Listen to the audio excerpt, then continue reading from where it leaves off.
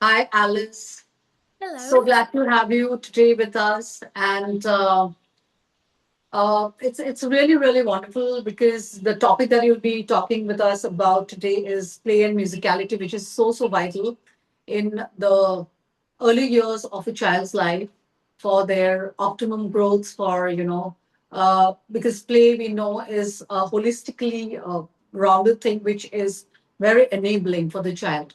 So today we have you here in the show, and thank you so much for joining us. So please introduce yourself, and then you may present on your play and musicality. Uh, Thank Over to you. you. Thank you, Dr. Chaya. It's great to be back. I used to present with the Early Childhood Development Forum a few years ago, but I've been out of touch for a few years, but it's nice to be back. I'm Alice and I live in New Zealand, so I'm recording from New Zealand here. It's now evening time and it's daytime in India right now, so I think I'm a few hours ahead of you. I know I'm 12 hours ahead of home because I'm from England. So, yeah, today I'm going to be presenting, and I think I'll share my screen now because that might be the easiest way. So, just bear with me once I figure out all my Mhm. text slides. Can I just check the screen is there? Is it all good? Yeah, all good. Oh, thank you. Hello. So I'm going to be talking about the value of play and musicality for both a teacher and child today. And I'll explain as I go on why I'm including both play and musicality. And this includes like my own personal attachment to this and as well as my professional learning journey. And I guess when I came to the point where I needed to present, I thought I can't separate the both of them. And I'll explain why as I go on, because it's still an obsession of mine. I'm still trying to figure that one out, like the difference between the play and musicality or whether they're the same thing. So, for me, who I am, I'm someone who has always advocated for lots of play in a child's development. And it stems back from before I became a teacher.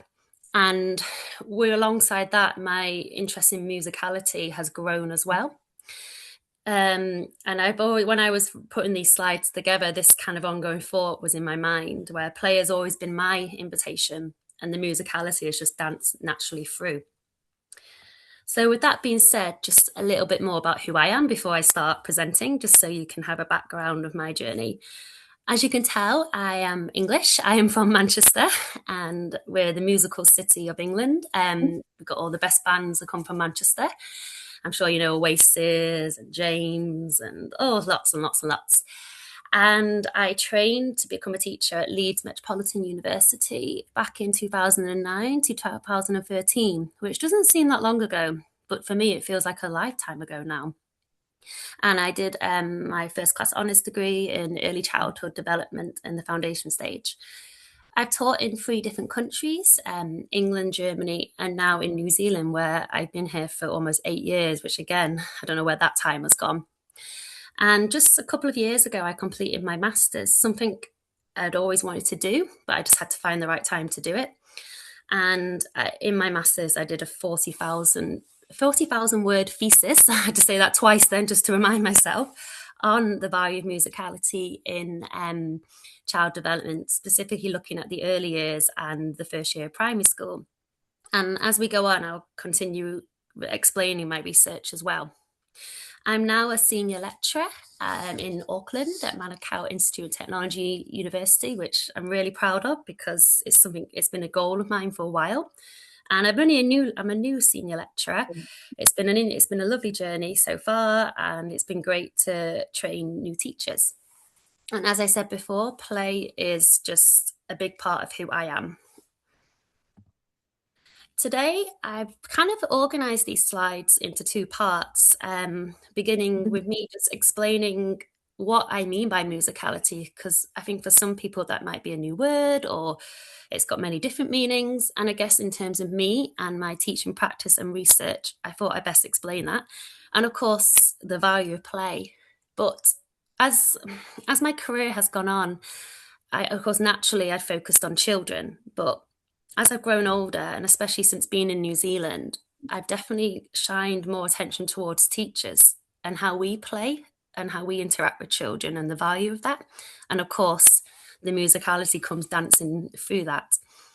So in part 2 of this discussion, of this presentation, I'll then explain a little bit about my research, because as I said, it was 40,000 words and that's quite a lot to talk about, but I thought I'll just pick out the best bits which link to this presentation.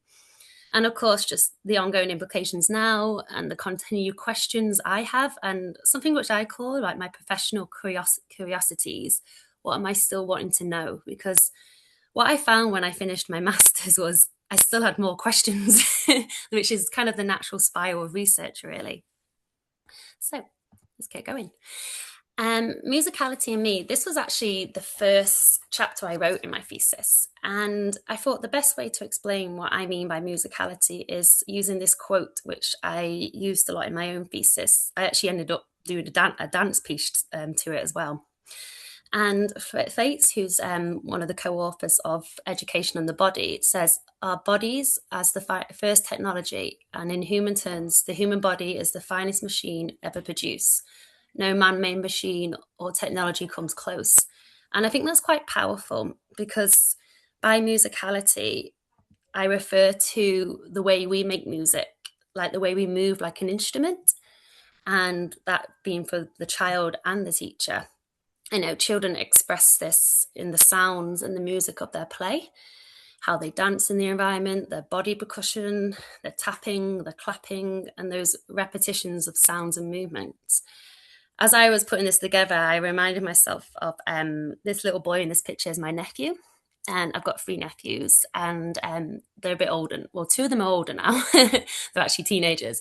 But I remembered one of my nephews, how he, when he was really young, he kept saying round and round, round and round, whenever he saw a double-decker bus in England. And it was his way of kind of making a connection to the world. He'd obviously learnt about buses or transport, and he'd learnt the song, the wheels on the bus go round and round. And it was like a repetitive sound and movement he kept doing. And I guess that's what's quite special about children, because they make sense of their world through play. And, as Piaget famously said, I couldn't find his exact quote, but I know we all know what, he talked about how play is the work of children. It's what they do to make sense of the world. And I have been fascinated by children's play, and I still am, even as a senior lecturer now. Whenever I go and visit teachers in their practicum, I enjoy still sort of watching children play, because it never gets boring. And whenever I look at pictures from my practice, I often see different things again when I look at what they were doing.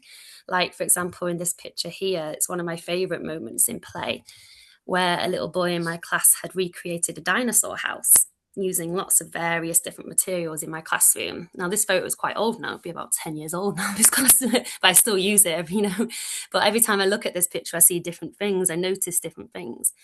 And now this little boy, he used to always create amazing visual structures like this. And I used to always be amazed. And I love how he's got a little stair there, connecting the 2 different parts together with the dinosaurs. He was really talented, and his play expressed that. It modeled that. And I guess something I've always said is children are just so clever, and especially when they play, this is highlighted. The term working theories is sort of more a new term came to me since working in New Zealand with our amazing curriculum, Tafalaki. And I'm sure many people listening have heard about this curriculum, because it's quite a global recognised one. And this idea of children making their own working theories about the world is something I learned in New Zealand more, because and it kind of made sense the more I watched children play, like them trying to make sense of things with different types of play as well. And of course, when it comes to play, I think what's often forgotten about is the actual learning in play. I mean, there's that term play-based learning, and it's that concept of the learning in their play. And this is another example of a child from one of my many classrooms. And they were also, like the other little child in my other picture, they were very good at creating just lots of visual ways of expressing their knowledge and ideas. This particular child created a game, if I remember correctly, because again, this would have been a few years ago now. And it was basically the main big dinosaur in the middle was the teacher, and they were calling the little dinosaurs to go and find a different pneumacon. For those who've never used Numicon before, it's one of my favorite resources in the classroom because it's so visual and tactile, and it's good for number, but also lots of different types of imagination. And I thought this was really clever because this particular child, I remember correctly, if you gave them a pen and paper and a worksheet for maths, they may not have achieved the same kind of impact which they could do in their play. Because in this play, as you can see, the learning of the number recognition, the grouping, the creativity, the problem solvings. I've often said before, the P in play is practice. As well as it being powerful, it's also practice. Children practicing their learning in their play. Oh, I think I might have gone. Sorry about that. I think I've gone forward too far. But I'll just go back a sec. Sorry about that. Too jumpy. And of course, with the play, whenever I talk about play, I cannot miss out schemas. And since being in New Zealand, a different term came to my mind because when I trained to be a teacher, I was taught schemas. But a really famous early childhood teacher here in New Zealand, Penny Brownlee, her and Kimberly Chris used the term urges, that urge to play. Something made me do it. Now, I'm sure if you have children yourself or if you've watched children to play, you often might have seen repetition in their play. Like the rotation, children either moving their body round and round or moving objects round and round. Or over here, we call it enveloping, where children are filling up water, they're filling up baskets, they're transporting things from one end to the classroom. I mean, that's quite traditional with toddlers. They do that a lot, transporting different objects. And then you've got the course, the construction, the deconstruction, the make-believe play, the connecting. And then, of course, the enclosures, making dens, stacking. This is the makeup of play. It's the process of play. It's how children play. And what I love about Penny Brownlee is when in her writing, she always says, something made me do it. And again, I'm reminded as I'm talking now of another nephew of mine when we were on holiday and we were in this playground in Spain. And there was this playground had a slide, had a roundabout, but of course my nephew was just obsessed with this fountain tap, what you pressed and the water would drop. And I can remember him running back and turning it on. And it was that repetitive drop, that trajectory urge of watching things fall down. Now, as I've got a bit older in my career, something I've realised with the help of my friends, Reggio Emilia, Philosophy, and Penny Brownlee, often taking a second look at these at children's play, especially their urges and their schemas, and trying to make sense of what they're trying to tell you in their play. For example, movement, there's lots of different types of movement in play with the running, the climbing, and the jumping. I often think, well, the child saying, I'm trying to learn about my body.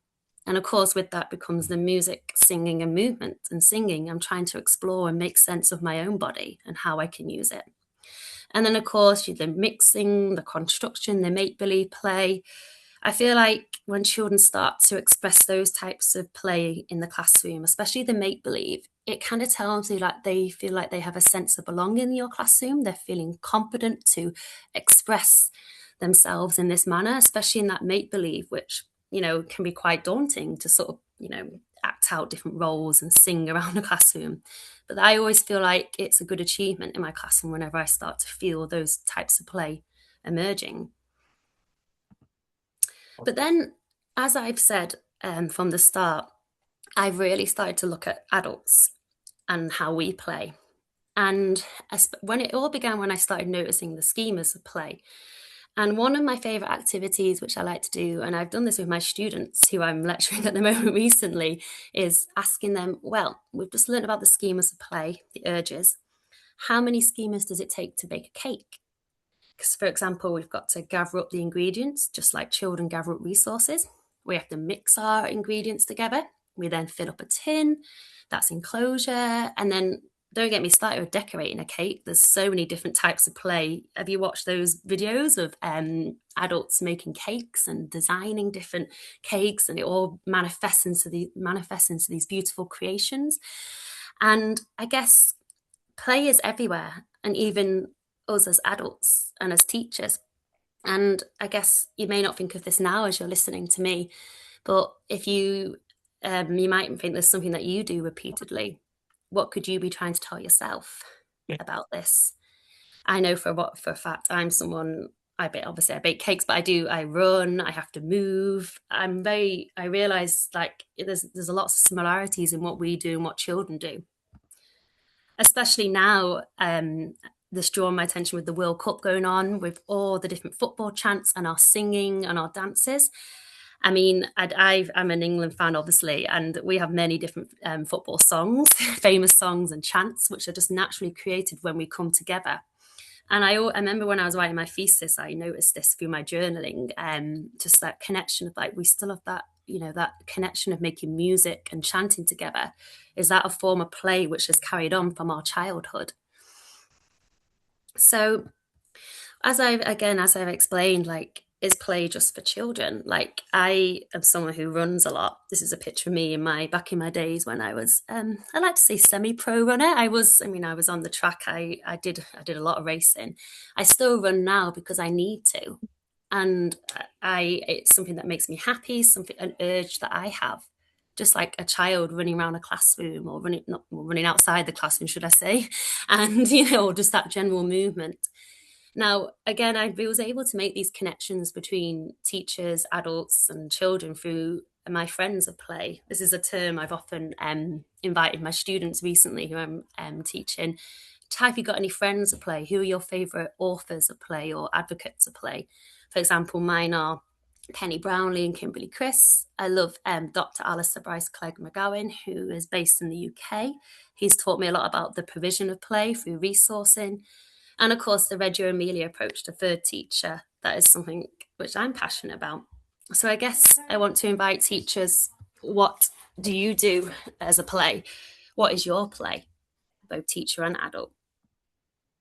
So as I've gone on in my teaching career, I've developed my own professional curiosities. The more I've watched children, the more I've thought. And I guess two things I still have, it's still ongoing, but kind of led to my master's development, was things that I'd noticed in the environment, like, why do children sing together? And when they do quiet activities, why do I somehow naturally break into song when I teach? What is the importance of this? And I guess all these professional curiosities led to my own urge to write my master's. So this goes on to my second part of my presentation, where I'm discussing my thesis. And I'd like to explain what I did, how I did it, and key insights. And I suppose I'd better explain that I used arts-based methods in my research, as well as autoethnographic methods, which is sort of journaling, writing for myself, using my own memories to sort of build together in one to get my answers. So my thesis began with a memory of when I was a little girl. And I wrote this at the beginning of my thesis because it was an important memory. And when I was a little girl, I was in 1996, 5 turning 6. I remember my mum and dad separating, and I went to go and visit my dad's new house. And apparently, it's a bit of a hazy memory, but I do remember this. Apparently, I turned to my dad and I looked around the empty space and I said, well, there's plenty of room to dance in. And that's where the idea for my thesis began, because even as a little child, there was something about musicality before I could talk about it, sort of brewing in my mind. And this became the basis of my thesis. So from May 2022 to March 2006, I basically spent a lot of time playing myself. I was influenced by children, and I kept the circling memories from my own schooling experiences alongside my teaching experiences. And I was journaling every day, and I was trying to collect memories to sort of bring together about what I thought about play, education, how children learn, how I learned as a child. And I represented this through arts-based methods. As you can see, I've got I was playing around with resources, try and recreate my old classrooms. I journaled and voice recorded myself, did a form of self-interviewing. And I spent a lot of time dancing around my kitchen as well, to be honest, because I was trying to make sense of what exactly I wanted to research about. So play and music became two really clear methods for me.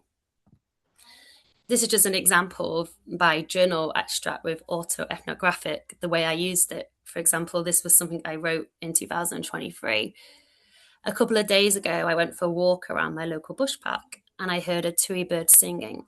I couldn't help but think that the bird wanted to share its musicality with me in that precise moment through its beautiful song.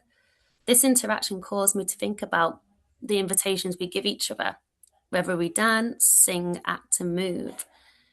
So extracts like this became an ongoing thing each day, and I use this alongside the many different types of pieces of art I made. And through looking back at my memories of my own schooling experience and my teaching practice, 4 initial themes kept repeating themselves. And these were time, space, making things big, and chairs. Time in the sense of at school, I felt like I never had enough time to complete my work. I always felt like I was being rushed. Space, I don't remember myself having much time, space to play and learn through play at school. A lot of my play came after school when I was playing out with my neighbours. Making things big has been something that's quite ongoing for me. Like I have to make, like for example, I've got to dance and or make something bigger so I can see it or step into something. I can't just go off a worksheet. I need to sort of make it more tactile and visual for myself. And chairs, that became an ongoing thing, like being sat down for most of the day at school. Like I drew this visual here, which went into my thesis because, of course, I was doing art-based methods of one of the classrooms that I remember being in. And I remember sitting in rows and how that felt for me as a child. And I just, yeah, it helped to form a lot of ideas, which then were valuable because with my supervisors, one of my supervisors said, well, why don't we just lay all what you've researched about yourself and your own experience and lay it on the floor and we can play just like children do. So that's exactly what we did. And there's a picture from one of the room which we hired to use at the university. And I literally printed off all my journals, my pictures of the resources I'd made. And of course, I put my dancing shoes on and I stepped into my research. And this was really vital because it helped me then decide what's next. What do I need to research next? What do I need to do next? What questions am I trying to ask here? And I guess it was in the spirit of play and music what helped me do this. And towards the end of this whole session where I'd put all my work and my findings and my wonderings on the floor for me to step into, some questions started appearing, which helped to direct my research. And I guess I wanted to know what kind of new entrant teacher learn about their own musicality and the musicality of children that they teach. Now, new entrant, I better explain, in New Zealand, a new entrant teacher is the first year of primary school, sort of transitioning from early childhood. The children will be 5 years old coming into this class. So that's where I decided to focus on that age group. However, I did, of course, naturally, the early years just danced its way through like it does. And then the second part of my sort of questions were, how do arts-based methods and play enhance a teacher's practice and learning of their musicality amongst their classrooms? So this whole process of play as an adult was really valuable and was inspired from children themselves, from the many times I've watched children develop their own kind of working theories and answers about the world. And this kind of helped to direct the focus of my research because I wanted to know, how can I help teachers discover their own musicality and what's important about this in their teaching practice. The methods I developed were, it was over a phase of 3 weeks with a small sample of teachers. And I did one initial workshop, which is I basically just invited teachers to play. And I chose resources related to musicality, which would encourage them to be musical. And I kept notes and I played alongside. And then after the workshop, they had time to go off back to their own classroom, which turned out to be really vital to do some reflection time about what they may have discovered in the workshop about musicality and what they then might see in children as the children in the classroom as they play. We then reconnected and came back together to do a shared interview. And of course, I developed questions. And these 3 forms of methods helped to me to find my findings to my research. And from doing this process of the workshop, the reflection time, and shared interview, I was able to formulate 3 different themes, which of course had sub-themes. And these were reciprocal play, a professional development experience, and individual musicality. Now, for this presentation, I thought I'd just focus on 1 and 3 there, reciprocal play and individual musicality, because these themselves had some really big findings that kind of made me go, wow, that's really interesting. So, reciprocal play. Now, this was quite a big one because when I was, for example, when I was in the workshop with my teachers, a couple of them were dancing with this scarf, and I've actually put the actual picture of the scarf here and twirling it round. And then I noticed when I was interviewing some teachers, they then talked about children in the classroom repeating the same type of play. They picked up this exact same scarf and they started twirling. And I thought at first, that's interesting. Is it a reflection? Are teachers and children doing the same type of play? As I gave myself more time to relook at this, I realised that actually the way the teacher was playing with the scarf and expressing themselves in a musical way was actually a bit different to the child. But this finding made me think, whenever I dance or sing, how does that impact child development? How do we, by the teacher being musical and through singing or dance, what impact does that have on the child? Because this finding showed that children and teachers are both singing and expressing themselves in a musical way. But at first it looked like they were doing the exact same thing, but it was more reciprocal because they were still being quite individual, which then led me to individual musicality, which was my 3rd theme. And this was quite interesting for me because what became apparent through all my participants and teachers was they had noticed that children can be both loud and quiet across their play. It often depends on a child's personality, or it's just the way they express themselves. If you think about children, that's quite obvious. Children can be quite loud, but then children can be quite quiet sometimes. But that doesn't mean they're not being musical. And that brought me back to my wonderings that I'd had whenever I've heard children sing quietly to themselves or in a group whilst in their play, and often wondering, that's so interesting. Why do they all kind of copy each other and sing together? And just because it's quiet doesn't mean it's not musical. And this, and I found this really interesting. And again, like the sounds that you hear when children play, whether they're loud or quiet, they may not sound like music, but they're meaningful to each child and they're important. So then my thinking with this theme was, well, can the same be said for teachers? Just because I know for a fact that I'm quite, when I teach, I'm quite loud and I'm quite musical. But then teachers themselves may find their own musicality. It may not be the same as me, but doesn't mean it's not their own musicality, just like children. So I began to make these connections and sort of looking at, well, musicality isn't just one way. It's not this, singing loud and dancing expressively. It can be expressed in many different ways, whether it's just quietly humming to yourself, tapping, it's individual. So this was something that I found, it's still an ongoing thing, just an ongoing curiosity I've got, because I'm still wanting to know more about this. So what now in the early childhood setting? Well, after doing all my research and continuing to advocate for play and musicality, my thing I would tell teachers still is, please don't stop playing, because play is where we find the answers. And through play, our musicality dances through as well. And always providing the space and the open-ended resources to allow this to happen for both you and the children. And the time as well, bringing back to my initial themes of time and space to sing and connect together. And of course, time to learn about you. And I call it teacher time, like discovering, well, what is your musicality? What's your individual musicality for your teaching practice? And of course, 5 questions I ask myself whenever I'm setting up a learning environment is, can my children access my resources? Is there time and space to play? Does my environment reflect the children? Can they influence it?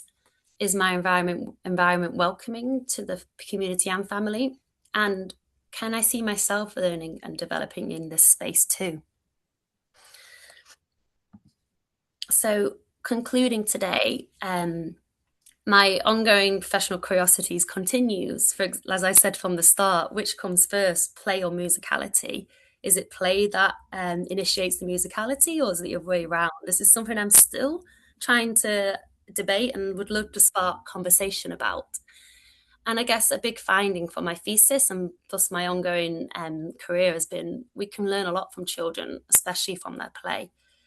And of course, giving that teacher time to play, to explore your own musicality and how vital that is. And I guess that little girl there is me when I was a little girl, 5 years old. And I always look at that. It's like the only picture I've really got now of myself when I was younger, because of course I was raised in the 90s and we didn't take lots of endless photos really. It wasn't so easy on your phone. And it just reminds me, I love that picture because, you know, it's someone who I've always been really, just like, you know, dressing up, the princess in me, the singing, the dancing. And that's still kind of manifested into my teaching practice as with children and now as working with adults as well, and trying to encourage that kind of connection with them through my musicality. So thank you for listening today. I hope it was informative, and I hope it did spark some curiosity of your own, and of course invited musicality into your own life or teaching practice, whether you're a teacher or not. Thank you. I'll just stop sharing my screen so I can come back. Wonderful, Alice. Really a very insightful session. I would say it is well based on deep research that you've been doing all this while, and your experiments with teachers, your conversations, your trainings. So I want to ask a few questions. You mentioned Reggio Emilia, Yada. He calls the environment the third teacher.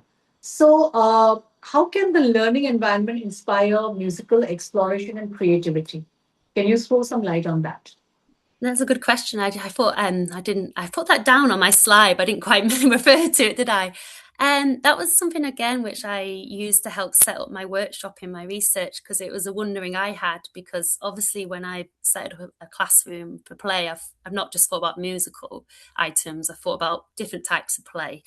But I guess it's like looking at each area. Like for example, you have your role play area. How can I invite music into there? So I often put lots of pots, pans, cultural dresses, cultural items to invite that cultural musical aspect that children might bring to their class, to their play.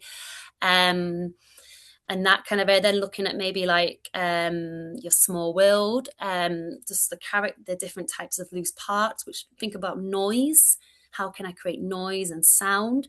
There's a really good article, and I put the authors on my slide, by New Zealand authors, Robin Frick, who created musical play and detailing different types of resources you can use and to invite that. And I guess the third teacher, that's Reggio Emilia. But then, as I said, like the best resource is often the teacher, looking at the way we invite music, the way we sing, the way we encourage it as well. So I guess that's a good recommendation, is starting from looking at each area to play and asking yourself that question: how can music be welcomed here, or what can I put in this place to spark that sort of imagination for children in that way? Yeah, so generally we see, in class, in a classroom or in a school, in a preschool, every teacher is not really into music and musicality. So yeah, so they have a little bit of difficulty at times when they have to kind of incorporate musicality into the system. So what are some simple techniques that you can talk about? Two, three, you can share with the audience, where this daily routine we can introduce musicality without requiring formal musical training for the teachers. Well, we're quite lucky now because we've got devices and those kind of platforms where you don't necessarily have to sing yourself. Because that was something, because I didn't actually mention this and I should have done at the start. I did my master's, but before I did my master's, I did a dissertation when I was 21, training to be a teacher on just teachers singing. And that was one of my findings, was that I can't sing, that shyness sometimes. And again, when I link it back to my research, how I talked about loud and quiet musicality, it was really, I remember making that connection. So they were quite, maybe introducing, using more actions, maybe look at your body percussion, like when you do nursery rhymes and those actions, focus on the actions first, maybe, because children love that and they will join in with you because again, like children just love music. Like no matter how they always do. So maybe start by that. Maybe create your own song bag, with different items that relate to a different song, and pull it out like on a mat time. That's really good. Or again, if you're someone who needs maybe small steps into as well, like just have maybe one song you might focus on each week and then another one, build it up. Yeah, well, again, I think relying on the devices now are so good, and there's so many different apps as well, which really do sort of invite musicality into the classroom. Right. So those are very, very good techniques that you have given. So, Alice, I wanted to know, like, now we're talking about inclusion. We talk a lot about, at least in Mm. India, we are trying to add a lot of inclusion in our classrooms, even in the early childhood classrooms. So, how do you think can musical play become a tool for inclusion, especially for children with diverse learning needs? Well, music's, as I know lots of literature say this, so I can't claim I've said this, music's a language which everyone can kind of dance to and speak. And I've often had a lot of neurodiverse children who whenever you play music, they're one of the first heads that turns. It's a way for that, building that connection. And I think, you know, inviting that musical space in your classroom is very welcoming, especially for neurodiverse children. And I definitely think it is should we say, strategy or a method which can be very, very important in the classroom.